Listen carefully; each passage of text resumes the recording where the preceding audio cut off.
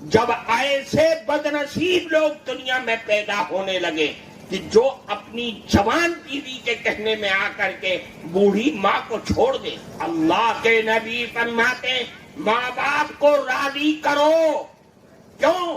اس لیے کہ اللہ کے نبی نے ایک 15 علامتیں بیان فرمائی ہیں اللہ کے عذاب کی اور قیامت کی.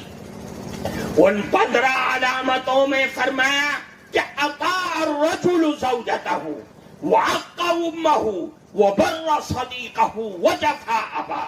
جب ایسے بدنصیب لوگ دنیا میں پیدا ہونے لگے کہ جو اپنی جوان بیوی کے کہنے میں آ کر کے بوڑھی ماں کو چھوڑ دے.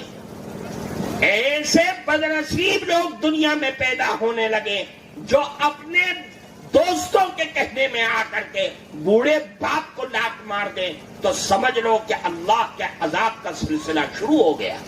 اللہ کے نبی نے فرمایا فَلْيَرْتَقِبُوا عِنْدَ ذَلِكَ رِيحًا حَمْرَاءَ أَوْ خَسْفًا أَوْ مَسْخًا أَوْ قَذْفًا. اب انتظار کرو، آسمان سے آگ کی بارش ہوگی، زمین پھٹے گی، زندہ دفن کر دیے جاؤ گے.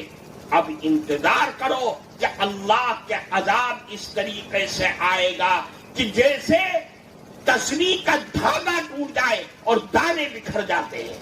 میرے عزیز دوستو، ماں باپ بہت بڑی دولت ہے. پھر فرمایا فَإِنَّ رِيحَ الْجَنَّةِ يُوجَدُ مِن مَّسِيرَةِ 1000 عام وَاللَّهِ لَا يَجِدُهَا عَاقٌ وَلَا قَاطِعُ رَحِمٍ وَلَا شَيْخٌ زَانٍ. معلوم ہے اللہ کے نبی نے یہ تینوں باتیں فرما کر کے فرمایا خدا کی قسم، قسم کھا کر کے فرماتے ہیں خدا کی قسم جنت کی خوشبو جنتیوں کو 1000 سال دور سے محسوس ہونے لگے گی. ابھی جنت تک پہنچنے میں 1000 سال لگے گا، لیکن جنتی جنت کی خوشبو پانے لگیں گے. فرماتے خدا کی قسم ماں باپ کا نافرمان قطع تعلق کرنے والا وہ جنت میں داخلہ تو دور کی چیز ہے، جنت کی خوشبو بھی نہیں پائے گا. پتہ یہ چلا کہ ہمارے اعمال کی بنیاد ہے یہ چیز کہ ہم اللہ کا خوف اپنے دل میں پیدا کریں، آپس میں پیار و محبت کے رشتوں کو قائم کریں. اور اللہ نے جو ماں باپ کی شکل میں ہمیں اور آپ کو انعام دیا ہے ان ماں اور باپ کے لیے اپنے پروں کو، اپنی دولت کو، اپنے جذبات کو، اپنے دل کی خواہشات کو ان کے قدموں میں لا کر کے بچھا دے، تب اللہ کا انعام ملے گا. یہ وہ تعلیم ہے جو ہم سب کے لیے بنیاد ہے. ہر پڑھے لکھے، ان پڑھ، جاہل، گنوار، شہری، دیہاتی، ہر انسان کے لیے اللہ کے نبی نے یہ تعلیم فرمائی ہے. اور یہی تعلیم ہے جو ہمیں ان مدرسوں کے اندر ہمیں سکھلایا جاتا ہے، ہمیں پڑھایا جاتا ہے. ہماری گٹھی کے اندر اس چیز کو پیدا کیا جاتا ہے کہ ہم اپنے اللہ کو اور اس کے نبی کو اور اس کی تعلیمات کو پہچانیں. یہی مقصد ہے ہمارے مدرسوں کا. ہم ان مدرسوں کے مقصد کو پہچانیں. ہمارے یہ مدرسے کوئی دلچسپی کے جذبات نہیں ہیں، ہماری دنیا نہیں ہے، یہ ہماری آخرت ہے. ہمیں اس سے وابستہ ہو کر کے اپنی آخرت کو آباد کرنا ہے اور اپنی دولت کو اس میں لگا کر کے اس کو پروان چڑھانا ہے.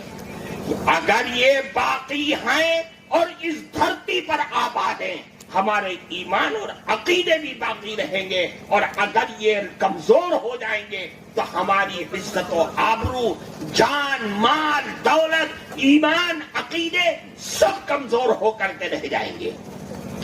اس لیے آج کے اس مجمع میں جہاں علماء کا مجمع موجود ہے، جہاں پڑھے لکھے لوگ موجود ہیں، میں آپ سے کہنا چاہتا ہوں کہ آپ جہاں رہیں مسجد کے امام بن کر کے رہیں، مدرسوں کے مکتبوں کے مدرس بن کر کے رہیں، یا فیکٹریوں کے مالک بن کر کے رہیں، یا کسی دکان کے دکاندار بن کر کے رہ رہے ہیں.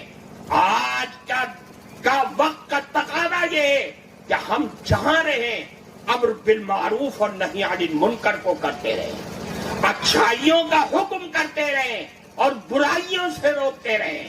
ہماری قوم آپ کا انتظار کر رہی ہے کہ آپ آئے اور ہمارے ہاتھ کو پکڑیں۔ ہم جس برائی کے دلدل میں پھنس چکے ہیں اس دلدل سے نکالنے والا آج کوئی نہیں ہے، نہ کل کوئی رہے گا، سوائے ان لوگوں کے جو قرآن و حدیث کو پڑھنے والے ہیں۔